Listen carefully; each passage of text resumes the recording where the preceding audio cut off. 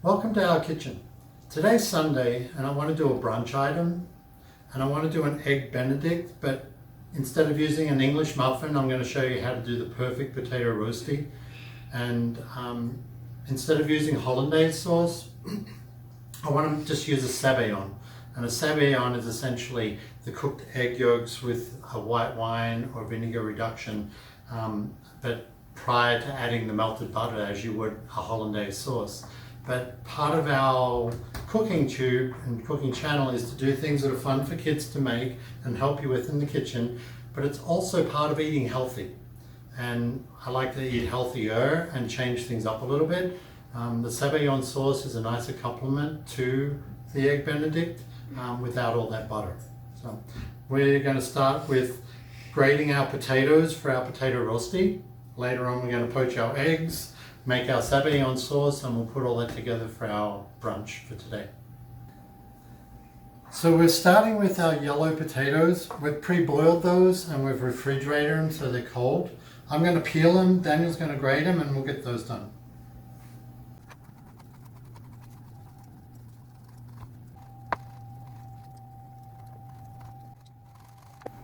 Okay. All good? Yeah. So now that's done, we'll show you how to cook that in the pan. Our electric stove it's just below medium heat, halfway. You don't want it too hot. We're going to use our avocado oil because we want this to be lactose free for all of us who are eating healthy. We have our grated gold potatoes, the Yukon Golds. We're just going to add these on. You can hear the sizzle, and to get a nice crisp bottom on our potato rosti, you don't need the pan to be too much warmer than that. You just need it to be able to cook slow.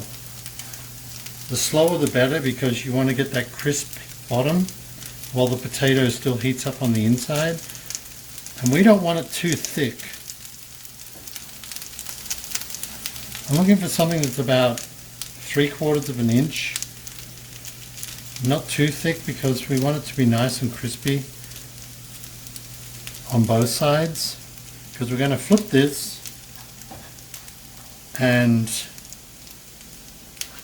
get both sides nice and crispy for our egg benny. And that's enough potato there. I'm just going to season that. As this heats up, the salt and pepper, it's going to infuse down through the potato. While we're waiting for this to cook, Daniel will show you how to toss rice in a pan to practice how to flip this for when it needs to be done. I'm just adding avocado oil around the edge because the potato will absorb this, and we're going to cook it slow, crisp, and we'll show you how dark the edges will get before we toss it. As promised, I want to show you a good trick for tossing food in a pan. A way to learn is to put like a cup of just raw rice, uncooked rice in a frying pan, and you practice tossing that in the pan. And if you can keep it in the pan, then you can do it with food that's hot on the stove. So the idea is to put the rice in the front of the pan, and you just take a quick jerk back, forward and back, and you keep it in the pan. And if you can do that with the uncooked rice, then you can also do it with food. Once you master that, see Daniel's dropping stuff all over the bench here, so when you can master that, the idea, and I'll show you when I toss the potato rosti, is to toss up the whole rosti and flip it as you would a pancake. But a good way to practice is with dry rice, dry beans, dry lentils, anything that's easy to flip in a pan. And while we're waiting for our rosti, now we'll add 2 cups of rice for Daniel's pan, and we'll see how good he is.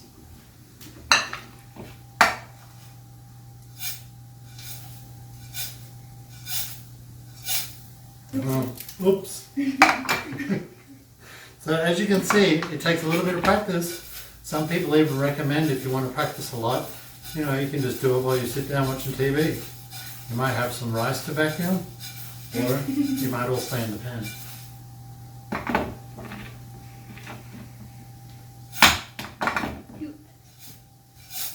Not as easy as it looks. So our rosti's been cooking. It's taken at least 10 minutes, and all good things take time, so don't worry about that. What you're looking for is the edges that are nice and brown around the edge of the rosti in the pan. And that's what you're looking at when you run it and it's loose, and you can tell that when you go up the edge of the pan, the potato, it's all stuck together on the bottom. But that nice brown edge is what you're looking for before you toss it in the pan. It stays together in one piece. So the rosti is nice and loose in the pan, and all you're going to do is flip it up like we would a pancake, and got some on the stove, but that doesn't matter. The rosti is nice and crisp. So now we're just going to put it down and cook the other side for the same amount of time so it's crispy on the other side. You can add a tiny little bit of oil if you want, but it doesn't need it in these kinds of non-stick pans. So Daniel's going to help me with the Sabayon while we poach the eggs. We're going to need a water bath, so we've got a pot with water, slowly like poach, slow simmer.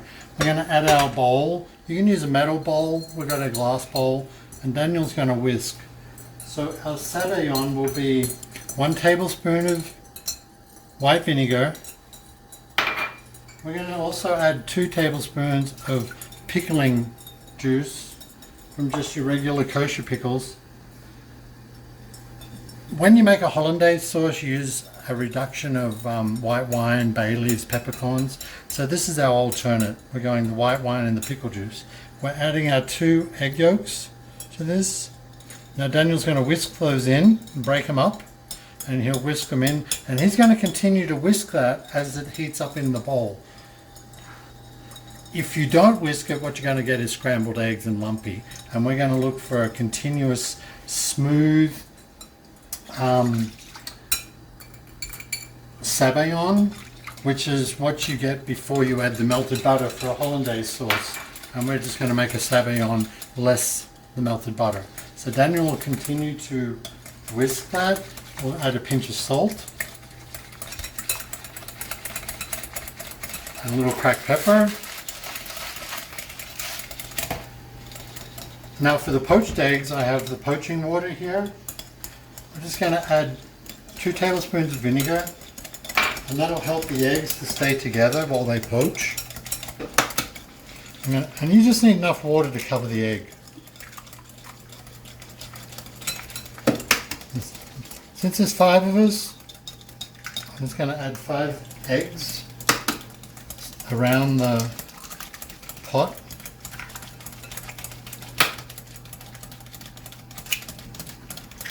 Naturally the water's cooling down a little bit as you add the egg, and it'll come back to that poaching temperature. You can see the bottoms of the eggs, they'll lift their way off the bottom of the pan. We'll give them a little bit of help there later. We'll slide the spatula underneath them and separate them from the bottom while they continue to poach a little. So Daniel's been whisking the Sabayon. We're just going to add a little bit more salt just to season it up nice. And as you can tell, it's cooking. There's no more liquid in it, so it's actually come and thickened up quite nice. If you were making a hollandaise, you would add the melted butter to this now, but because it's finished, we're just going to put it on the back of the stove here and let it sit there. I'm going to add some chopped parsley now, and the heat of the Sabayon will bring the flavor out of that parsley into the sauce. And because we've taken it away from the heat, it's going to stop cooking and it's going to stay nice and thick. Now the eggs, we're just going to take a spatula and slide those away from the base of the saucepan. That'll allow them to continue to cook. Just want to cook them so they've got a soft center and the yolk doesn't break. So now they're off the bottom. I'll continue to poach and we'll grab those as we need them. So I'm just quickly going to sear our ham with spinach in the pan.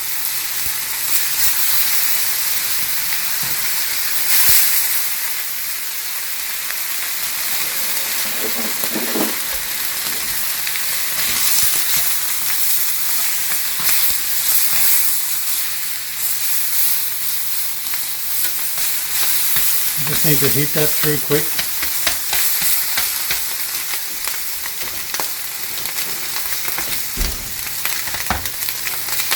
I'll keep that on the side with our roasty.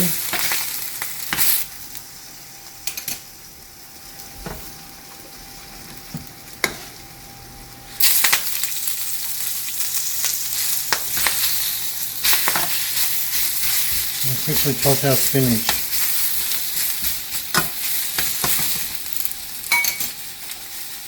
A little seasoning.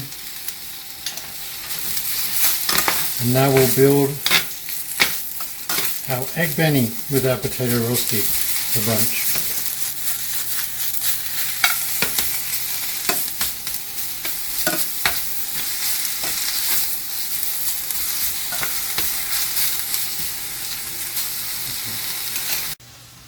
So we've cooked our rosti.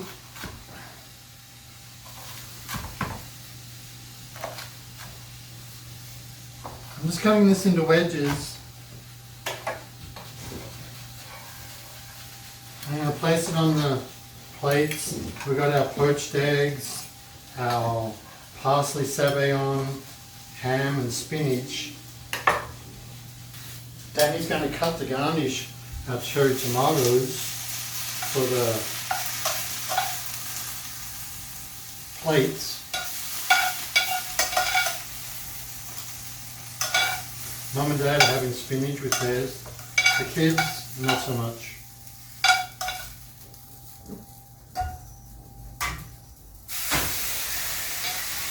For the kids we have ham.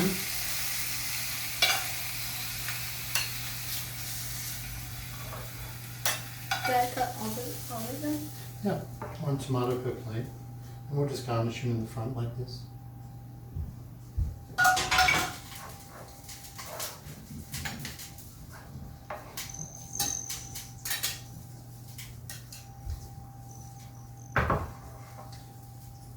Our poached eggs are still nice and soft.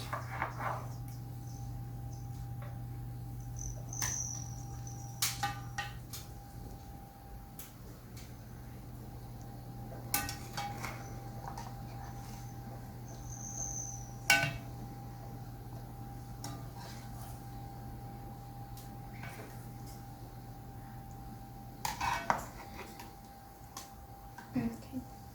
You want to put the tomatoes on the plate?